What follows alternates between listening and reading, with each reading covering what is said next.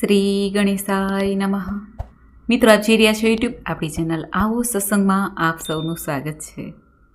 મિત્રો, અત્યારે પુરુષોત્તમ માસ અધિક માસ ચાલી રહ્યો છે, ત્યારે આપણે સાંભળી રહ્યા છીએ ભગવાન પુરુષોત્તમની કથા અને મહાત્મ્ય. આજે છે પુરુષોત્તમ માસનો 9મો દિવસ. આજે 9મા દિવસના મહાત્મ્યની કથા સાંભળીશું. દુર્વાસા ઋષિનું આગમન અને આજની કથા વાર્તા છે ગુરુ શિષ્યની કથા. જો આપને આ વિડીયો પસંદ આવે તો લાઈક કરજો, શેર કરજો. આપ આ ચેનલ પહેલી વખત જોઈ રહ્યા છો તો સબસ્ક્રાઈબ કરી લેજો, જેથી આવનાર વિડીયોની માહિતી આપ સુધી તુરંત પહોંચી શકે. ધન્યવાદ. ઓમ નારાયણાય વિદ્મહે વાસુદેવાય ધીમહિ તન્નો વિષ્ણુ પ્રચોદયાત. બોલો ભગવાન પુરુષોત્તમ શ્રી હરિનારાયણની જય. મિત્રો, પુરુષોત્તમ માસ અધિક માસ અર્થાત અધિકથી અધિક ફળ દેવાવાળો માસ જે 3 વર્ષે આવે છે. આ પુરુષોત્તમ માસમાં સ્નાન, દાન, જપનો મહિમા છે. સાથે જ પુરુષોત્તમ માસના મહાત્મ્યની કથા પણ સાંભળવામાં આવે છે. અત્યારે આપણે નિત્ય કથા સાંભળીએ છીએ. તેમાં આજે પુરુષોત્તમ માસના 9મા દિવસની 9મા મહાત્મ્યની કથા દુર્વાસા ઋષિનું આગમન વિશે સાંભળીશું. બોલો ભગવાન પુરુષોત્તમની જય. સૂત પુરાણી સોનક આદિ ઋષિઓને આ કથા કહી રહ્યા છે અને ભગવાન નારાયણ નારદ મુનિને આ કથા સંભળાવી રહ્યા છે. ત્યારે આગળ આ કથા ચાલે છે અને નારદજી ભગવાન નારાયણને પૂછે છે અને સૂત પુરાણી મુનિ શ્રેષ્ઠોને આ કથા કહેતા કહે છે. મેઘાવી ઋષિના સ્વર્ગવાસ પછી તપોવનમાં મેઘાવતીનું શું થયું તેના પ્રત્યુત્તરમાં ભગવાન નારાયણ કથા કહેતા કહે છે કે મેઘાવતી તપોવનમાં પોતાના પિતાને યાદ કરીને શોક કર્યા કરતી હતી. એવામાં દેવીચ્છાએ દુર્વાસા મુનિ તેના આશ્રમે આવ્યા. આ દુર્વાસા ઋષિ અત્રિ ઋષિ અને સતી અનસૂયાના પુત્ર હતા. તે શિવજીના અંશ મનાતા હતા. તેમના ક્રોધથી કોણ અજાણ હોય? તે કૃપા કરવામાં પણ પાછા પડતા ન હતા. નાનપણમાં જ કુંતા માતાએ દુર્વાસા ઋષિને પ્રસન્ન કર્યા હતા અને દેવોને આકર્ષણ કરનારી વિદ્યા પ્રાપ્ત કરી હતી. એક વેળા તેમના ક્રોધનો ભોગ ભગવાન શ્રી કૃષ્ણ પોતે બનેલા. તેઓ ભોજન માટે દુર્વાસા ઋષિને રથમાં લઈને રૂકમણી સાથે આવી રહ્યા હતા. તે વખતે રૂકમણીજીને સખત તરસ લાગતા ભગવાન શ્રી કૃષ્ણએ પગના આગલા ભાગથી જમીન દબાવીને પાતાળ ગંગાને પ્રગટ કર્યા હતા અને રૂકમણીજીની તરસ છીપાવી હતી. આથી દુર્વાસા ઋષિએ પોતાનું અપમાન જાણ્યું. આથી તેમણે શ્રી કૃષ્ણ ભગવાનને શ્રાપ આપી દીધો હતો કે તમારા બંનેનો વિયોગ થશે. આવા દુર્વાસા મુનિ મેઘાવતીના આશ્રમે પધારતા તેણે દંડવત પ્રણામ કરીને યોગ્ય સન્માન આપતા મેઘાવતી કહે છે, હે ઋષિવર, આપના દર્શનથી મારો જન્મ સફળ થઈ ગયો છે અને મારો આશ્રમ પવિત્ર થયો છે. દુર્વાસા મુનિએ પ્રસન્ન થઈને મેઘાવતીને કહ્યું, હે પુત્રી, તારા પિતાના કુળનો ઉદ્ધાર કર્યો છે તે તારી ધાર્મિક ભાવનાથી આકર્ષાઈને હું અહીં આવ્યો છું. હું નારાયણના દર્શન કરવાના હેતુથી બદ્રિકાશ્રમ જઈ રહ્યો છું. આ સાંભળીને મેઘાવતી અતિ હર્ષ પામ્યા. તે બોલ્યા, હે મહામુનિ, આપના દર્શનથી મારો શોક દૂર થયો છે. આપ જાણો છો કે આ આશ્રમમાં હું અનાથ જેવી હાલતમાં એકલી રહું છું. મારો કન્યાકાળ વીતી જાય છે, તેની મને ચિંતા છે. તો આપ કોઈ ભાગ્યશાળી પુરુષને મારું પાણી ગ્રહણ કરે તેવો ઉપાય બતાવો. આ ચિંતા મને રાત દિવસ સતાવે છે, જેથી મને ભોજન પણ ભાવતું નથી અને વિચારોમાં રાતે ઊંઘ પણ આવતી નથી. મારું દુઃખ દૂર કરવા આપને હું પ્રાર્થના કરું છું. આટલું બોલીને મેઘાવતી દુર્વાસા મુનિ સામે આશાભરી મીટ માંડીને હાથ જોડીને ઊભી રહી. શ્રી બૃહદ નારદીય પુરાણમાંના શ્રી પુરુષોત્તમ મહાત્મ્યમાંનો દુર્વાસા મેઘાવતી પાસે આગમન નામનો 9મો અધ્યાય સંપૂર્ણ થાય છે. બોલો ભગવાન પુરુષોત્તમની જય. હવે આપણે સાંભળીએ આ પુરુષોત્તમ માસ અધિક માસ કે મલમાસના 9મા દિવસની કથા વાર્તા ગુરુ શિષ્યની કથા. બોલો ભગવાન શ્રી કૃષ્ણની જય. થોડા સમયથી નદી કિનારે એક ઝૂંપડીમાં ગુરુ શિષ્ય રહેતા હતા. ગુરુ જ્ઞાની અને ધર્મ જ્ઞાનમાં રચ્યા પચ્યા રહેતા હતા. તેમનો શિષ્ય ગામમાં જઈને ભિક્ષા માંગી લાવતો. આ ભિક્ષા વડે તેઓ પોતાનો નિર્વાહ કરતા. એવામાં પુરુષોત્તમ માસ આવ્યો. નદીએ નાહવા માટે ભાવિક ભક્તોની ભીડ થતી હતી. આટલી મોટી સંખ્યામાં નાહવા આવતા ભાવિકોથી તેમને અચંભો થયો. તે શિષ્યએ ગુરુજીને આ માટે પૂછ્યું. ત્યારે ગુરુજીએ આજથી થતા પુરુષોત્તમ માસના મહિમા વિશે સમજાવ્યું. ગુરુદેવ શિષ્યને કહે છે, હે શિષ્ય, 3 વર્ષે એક અધિક માસ આવે છે, જે પુરુષોત્તમ માસ તરીકે ઓળખાય છે. આ માસમાં જે નર નારી આ વ્રત કરીને સવારે નદીએ સ્નાન કરે, કાંઠા ગોરમાનું પૂજન કરે, પુરુષોત્તમ માસના પાવન પ્રસંગોની કથા વાર્તા સાંભળે, યથાશક્તિ દાન પુણ્ય કરે, પુરુષોત્તમ ભગવાનની પૂજા કરે અને ભક્તિ કરીને ઉપવાસ કે એકટાણું ભોજન કરે, ધારણા પારણા કરે અર્થાત વ્રતને ધારણ કરવું અને અંતે પારણ કરવું, પૂર્ણ કરવું. આમ પુરુષોત્તમ ભગવાનનું વ્રત કરવાથી સંતુષ્ટ થઈને ભગવાન પુરુષોત્તમ તેના સર્વે મનોરથ પૂર્ણ કરે છે. આ સાંભળીને શિષ્ય ગુરુદેવને કહે છે, હે ગુરુજી, તમે કહ્યા મુજબ કોઈ પુરુષોત્તમ માસનું વ્રત કરી તમે બતાવેલા નીતિ નિયમ પાળે તો ભગવાન સંતુષ્ટિ આપે છે શું? ત્યારે ગુરુજી કહે છે, હે શિષ્ય, જે કોઈ પોતાના વ્રત વડે પુરુષોત્તમ ભગવાનને સંતુષ્ટ અને પ્રસન્ન કરે છે એને સુખ સમૃદ્ધિ તો મળે છે, કષ્ટો દૂર થાય છે. પુરુષોત્તમ માસ પૂર્ણ થતાં તેનું ઉજવણું કરવામાં આવે છે. ત્યારે બ્રહ્મ ભોજન વખતે પ્રભુ અવશ્ય દર્શન આપે છે. પુરુષોત્તમ ભગવાનના આ વ્રતના પ્રભાવે જો દર્શન થઈ શકતા હોય તો તેનાથી રૂડું શું છે? શિષ્યએ તો ગુરુદેવ પાસે પુરુષોત્તમ માસના મહાત્મ્યને સાંભળીને સંકલ્પ કરીને વ્રત શરૂ કરી દીધું. શિષ્ય દરરોજ વહેલા ઉઠે, નદીએ સ્નાન કરે, કાંઠા ગોરમાનું પૂજન કરે, કથા વાર્તા સાંભળે, પછી ભિક્ષાર્થે ગામમાં જતા. તેમાંથી પોતાના ભાગે આવતું અન્ન તે બીજા ભિક્ષુકોને આપી દેતા અને ફળાહાર તથા પાણી વડે જ ઉપવાસ ખેંચી કાઢતા. આમ કરતાં કરતાં પુરુષોત્તમ માસ પૂરો થયો. તેને ભગવાનના દર્શનની તાલાવેલી થવા લાગી. શિષ્યએ ઉજવણામાં 11 બ્રાહ્મણોને જમવા માટે બોલાવ્યા. તેની પાસે થોડીક પૂંજી હતી. તેનાથી તે ગામમાંથી સીધું સામાન લઈ આવ્યા. રસોઈ તૈયાર થઈ ગઈ હતી. તેની ઝૂંપડીએ બ્રાહ્મણો આવવાનું શરૂ કરી દીધું. તે ઝૂંપડી બહાર ભગવાન હમણાં આવશે અને મને દર્શન દેશે એ આશાએ ઊભા હતા. આવનાર બ્રાહ્મણો ગુરુજી પાસે બેસીને જ્ઞાન ગોષ્ઠી કરી રહ્યા હતા. આ સમયે એક ભિખારી ત્યાં આવ્યો. તેનું શરીર કૃશ હતું. મેલા ઘેલા વસ્ત્ર પહેર્યા હતા.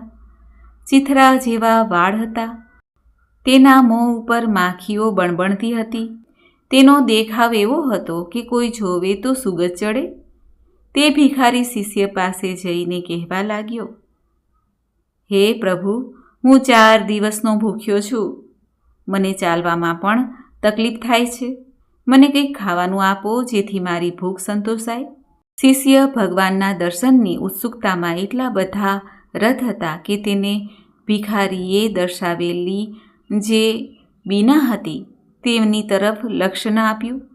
ભિખારીએ ફરીથી આજીજી કરી. ભિખારી તરફ છતાં પણ તેમણે ન જોયું. ભિખારીનો જે દેખાવ હતો તેનાથી તેને સુખ ચડતું હતું. શિષ્યએ ભિખારીને ત્યાંથી ચાલ્યા જવા કહ્યું, છતાં વારંવાર ભિખારી યાચના કરતો રહ્યો. જેથી તેનાથી કંટાળીને શિષ્યએ લાકડીથી માર મારીને દૂર તકેડી મૂક્યો. બધા બ્રાહ્મણો આવી જતાં તેણે બ્રાહ્મણોને ભોજન કરાવ્યું અને યથાશક્તિ દાન દક્ષિણા આપી.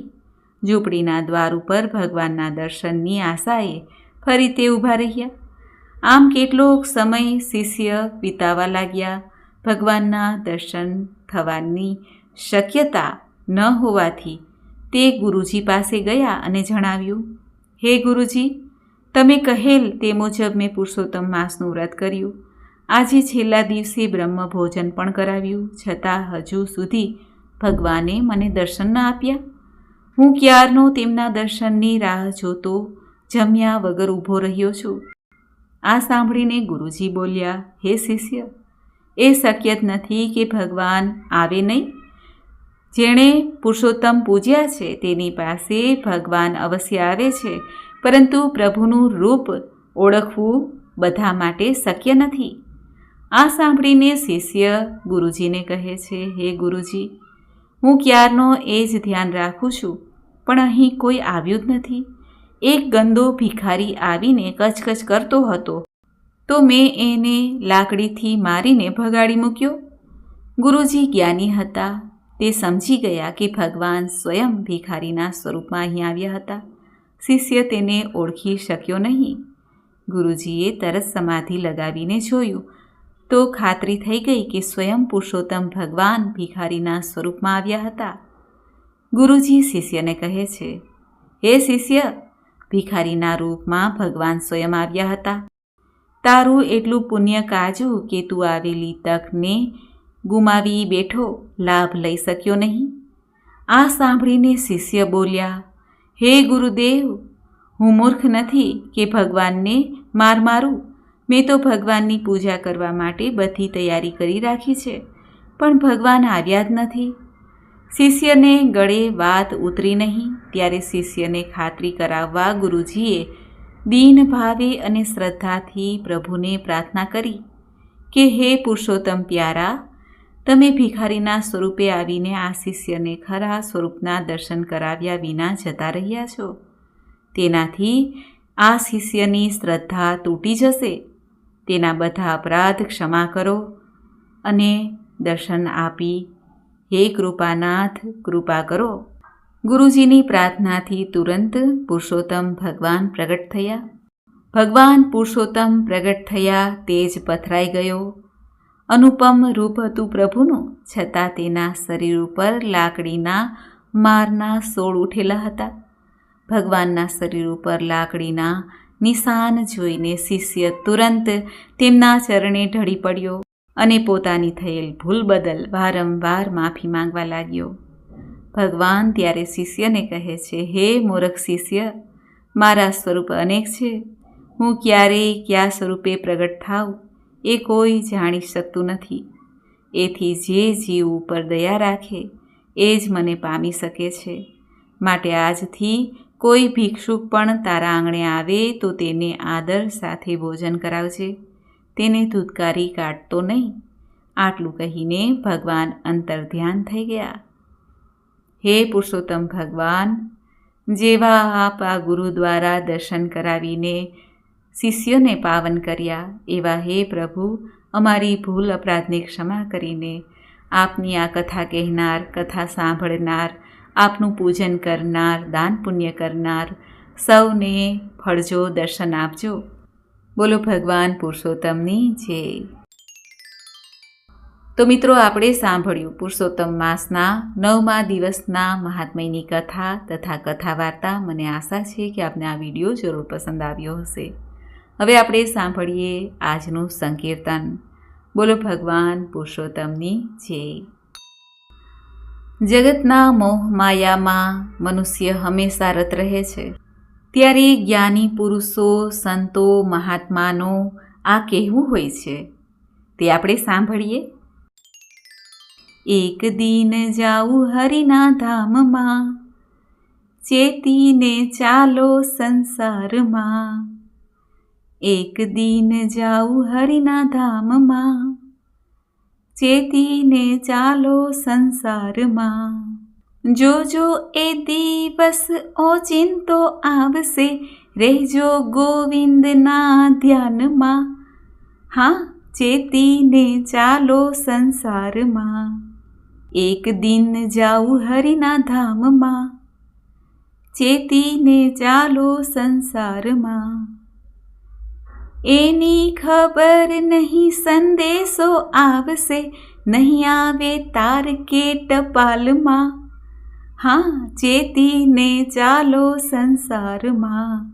એક દિન જાઉં હરિના ધામમાં, ચેતીને ચાલો સંસારમાં. લેશે જવાબ ત્યાં પાપ ને પુણ્યના, સમજીને લેજો એ સાનમાં. હા, ચેતીને ચાલો સંસારમાં. એક દિન જાઉં હરિના ધામમાં, ચેતીને ચાલો સંસારમાં. મારા મારા જેને માની રહ્યા છો, એ તો નહીં આવશે કામમાં. હા, ચેતીને ચાલો સંસારમાં. એક દિન જાઉં હરિના ધામમાં, ચેતીને ચાલો સંસારમાં. ભાથું ભક્તિનું તમે સાથે લઈ લેજો, જોજો ન ભૂલાય બે ભાનમાં. હા, ચેતીને ચાલો સંસારમાં. એક દિન જાઉં હરિના ધામમાં, ચેતીને ચાલો સંસારમાં. ભૂલી ન જાશો એ પુરુષોત્તમ રાયને, રાખો ને ચિત્તરણ છોડમાં. હા, ચેતીને ચાલો સંસારમાં. એક દિન જાઉં હરિના ધામમાં, ચેતીને ચાલો સંસારમાં. ચેતીને ચાલો સંસારમાં. બોલો પુરુષોત્તમ રાયની જય. ભગવાન પુરુષોત્તમને આપણે પ્રાર્થના કરીએ. હે જગતના નાથ, વિશ્વવિધાતા, હે સુખ શાંતિ નિકેતન, પ્રેમના સિંધુ દીનબંધુ, દારિદ્ર્ય વિનાશક, નિત્ય અખંડ અનંત અનાદિ પૂર્ણ પુરુષોત્તમ સનાતન પ્રભુ, જગત આશ્રય, જગતપતિ, જગવંદન, અનુપમ, અલખ નિરંજન, પ્રાણ સખા, ત્રિભુવન પ્રતિપાલક, જીવનના આધાર, હે જગતના આધાર ભગવાન પુરુષોત્તમ, આપને અમે કોટી કોટી વંદન કરીએ છીએ. હે પ્રભુ, આપ સદૈવ અમારી ઉપર કૃપા દ્રષ્ટિ બનાવી રાખજો. બોલો પુરુષોત્તમ પ્યારાની જય. મિત્રો, મને સાંભળવા માટે ધન્યવાદ. આપ સૌને મારા જય શ્રી કૃષ્ણ.